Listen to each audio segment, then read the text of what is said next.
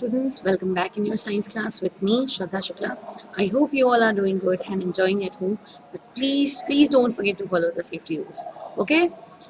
So, students, as you can see on the screen, that topic for today is matter and molecules.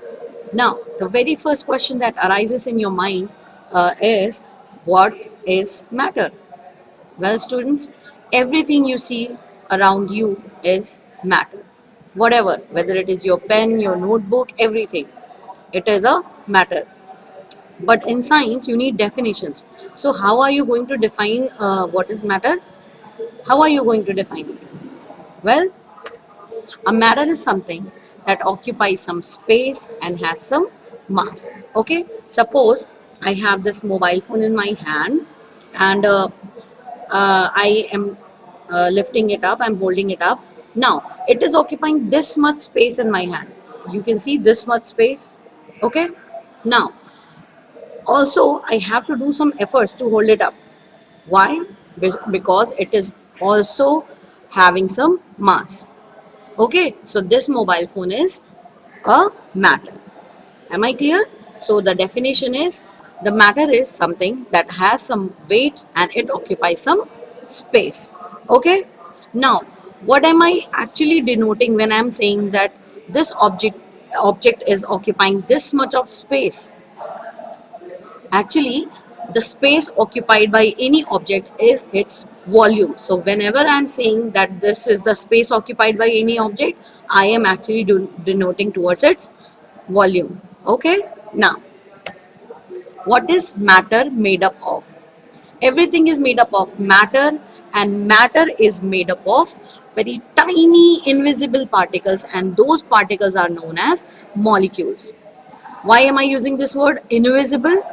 It is actually because they cannot be seen through naked eyes.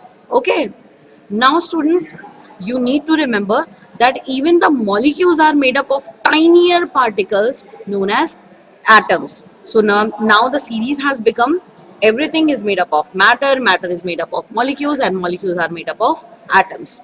Okay, I'm going to keep it very brief because we had already discussed this chapter in the class. So I'm going to keep it very brief. Okay, now students, see in the diagram, these blue dots denote the molecules. Yes, here I have taken a very small volume of any substance. Okay, and these blue dots are denoting the molecules. So please notice here there is some space between two molecules. What is this space? This space is known as intermolecular space. The space between molecules is known as intermolecular space. Also, students, these molecules are arranged for a particular substance. This arrangement is particular. Suppose if I'm talking about the food I'm eating, it has a particular arrangement of molecules. If I'm talking about the water that we drink, the molecular arrangement is particular for that water. So for a particular substance, this molecular arrangement is, these molecules are bound with each other. They are forced to stay with each other due to some force of attraction. This force of attraction is known as intermolecular force. Okay, so I have written down the both the statements. First one is intermolecular space, the space between the molecules, and the intermolecular force is the force between the molecules. Is it okay? Okay. Now, students, according to the arrangement of molecules, on the basis of arrangement of the molecules, there are three states of matter: solid, liquids, and gases. Okay, although there is fourth state of matter, that is also known as plasma, but we are not going to discuss about it because it is out of your syllabus. Okay, so here notice in the diagram, in this first diagram here, the molecular arrangement, please notice the molecular arrangement, the molecules are very closely packed. Okay, and in the second diagram, the molecules are a little loosely packed. And what about the last one? The molecules are very loosely packed that they are wandering here and there, just randomly they are moving. Okay, so these are three different states of matter. This first one is for solids, the second one is for liquids, and the third one is for gases. We are going to discuss about them one by one. Okay, now let's move forward. Solids. Students, solids have definite shape.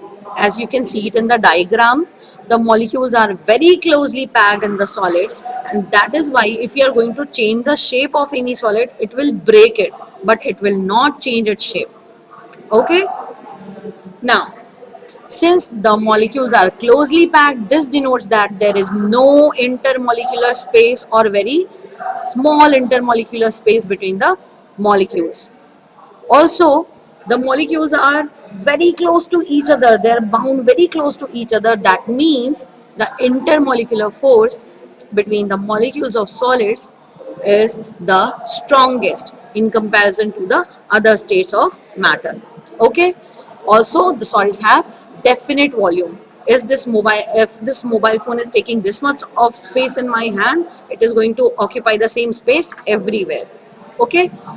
Also, since the molecular force in the solids is very strong, the solids do not flow. Okay. Now, liquids. Students, as you can see in the diagram, there is some intermolecular space, very small, but there is some intermolecular space between the molecules. Hence, liquids are a little bit flexible in comparison to solids. Flexible in terms, it can take the shape of any container in which it is kept. If you are keeping it in a glass, it will take the shape of that glass. If you are keeping it in a bowl, it is going to take the shape of that bowl. So their shape, the shape of the liquids is indefinite. But what about the volume? It is always definite. Okay. Now, since these molecules have some intermolecular space, that means the intermolecular force is becoming a little weaker in comparison to the solids. Please remember, if the intermolecular space is increasing, then the intermolecular force will decrease. Okay. And also, because there is some intermolecular space and liquids become flexible, hence liquids can flow. Okay. Now, the third state of matter, the gases. Students, gases have indefinite shape, exactly similar to the liquids. They take the shape of any balloon in which they are filled. Here I have taken an inflated balloon. See the shape of this balloon. The gas is occupying this much space and it is taking the shape of this balloon. Okay. So there is no shape of any gas. Also, here in the diagram, please see this, the darkest circle, this darkest particle shows that it has moved from this place to this place. This molecule, the other molecule here, this has moved from this place to this place. They are moving randomly in every direction. They are free to move in every direction. This denotes that these molecules have enough space to move randomly in every direction. They have largest intermolecular space in comparison to solids and liquids. Okay? So, because of this much larger intermolecular space, what about the what is going to be the intermolecular force? It is going to be the smallest or the weakest. Okay. Now, since they have large intermolecular space between them, the gases can flow rapidly anywhere. This is the reason why one person applies perfume on his or her clothes, then the smell spreads over all around the room. It spreads over everywhere. Okay. Now, let's move to the next topic, and that is change in state. Students, these different states of matter are interchangeable. Solids can be converted into liquids, liquids can be converted into gases, and the reverse is also possible. Gases can be converted into liquids and liquids can be converted into solids. So there are two main processes by which we can convert them into each other. The first process is heating. That means by increasing the temperature or by providing some heat. Okay. Here I have taken the reference of your textbook, the science textbook.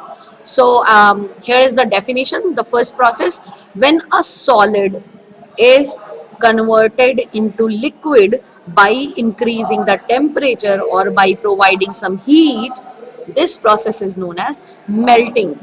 You have already heard about the melting of the ice. Ice is solid. Okay, ice is solid, and when it melts, it converts into water, that is into liquids. So in the process of melting, a solid is converted into liquid. Okay, now if you're going to further increase the temperature, this water is going to convert into water vapor. That means now the state is changing from liquid to gas. This process is known as evaporation. Okay, so there are two important points when you are changing the state due to heat. The first point is melting and the second point is evaporation. Okay, now the change in state due to cooling. Students, if you are changing the state of any matter from solid to liquid, liquid to gas, or gases to solid, by decreasing the temperature, I'm so sorry, by decreasing the temperature, then this process is known as the change in state due to cooling. You are decreasing the temperature this time. Okay, so here again comes two steps. The gas first cools down and converts into liquid, and then this liquid is converted, cools down and converts into solids. For example, water vapor. When the water vapor cool down, it converts into the water, and when this water is further being cooled down, then it is converted into ice. Hence, the change in state due to cooling occurs. Now, here also there are two important points. The first point is when a gas converts into liquid by decreasing the temperature, this process is known as condensation. This process is known as condensation. And further, if the temperature is decreased, the liquid is now converting into the solid, and this process is known as freezing. The water will convert into ice, and this process is known as freezing. Okay, now student, when you are changing the state of any matter, or when you are just adding some impurity in it, there are going to occur several changes into it. What are these changes? Let's study about them. There are two types of changes. Number one is physical changes, and number two is chemical changes. Okay, I have drawn a table here just for the comparative study, so that we can study them comparatively. Okay, so the first point is physical changes are temporary changes. As I told you, water can be converted into ice, and this same ice can be converted into water if it is required. So whenever we want to convert it from one state to another, we can. Hence, it is a temporary change. Now, what about the chemical changes? Chemical changes, in chemical changes, the inherent property of any body is changed. That means you are not going to get the same situation ever again. For example, if you are making curd from the milk, if you are setting the curd from the milk, once the curd is set, you are not going to get the milk ever again from it. That means chemical changes are permanent changes. Okay. Now, the second point, in physical changes, no new substance is formed. As I told you, the water is being converted into ice, the same ice is being converted into water, but there is no change in color, no change in taste, nothing new is happening. That means physical changes, no new substance is formed. But what about the chemical changes? The curd is has much different properties than the milk. That means a new substance is formed in chemical changes. Okay. Third point, reversible in nature. I have taken the example. You can convert the water into ice, and ice can be converted into water again. This water again can be converted into ice, and ice can be converted into water once again. That means this change is reversible. I can convert them whenever I want. What about the chemical changes? In chemical changes, the change is irreversible in nature. You can never make milk by using the curd ever again. Okay, once it is the curd is set, you are not going to get the milk. Okay. Now there are some examples I have written here. The melting of ice, I have already explained this example. Folding of paper, if you are going to fold any paper, the properties of it will not change. And in chemical changes, setting of curd, I have already explained this example. Burning of paper, you can do this experiment yourself. You cannot write on it anymore, or just you cannot use it in any manner. Okay. So, in this way, this chapter of yours has ended. So, please stay home, stay safe. Thank you.